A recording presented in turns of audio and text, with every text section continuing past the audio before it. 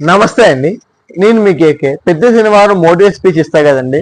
ఇవాళ small concept తోనే ముగిచ్చేస్తానండి.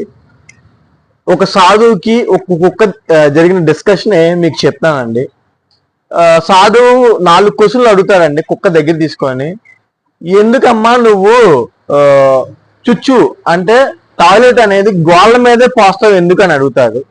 రెండో పాయింట్ వచ్చి బళ్ళు మీద వెళ్ళే వాళ్ళ మీద ఎందుకు ఒకేసారి అరుస్తావు, రెండో పాయింట్. మూడో పాయింట్ వచ్చేసి అడుక్కునే వాళ్ళని చూడంగానే రై రైమని అరుస్తావు, మూడో పాయింట్.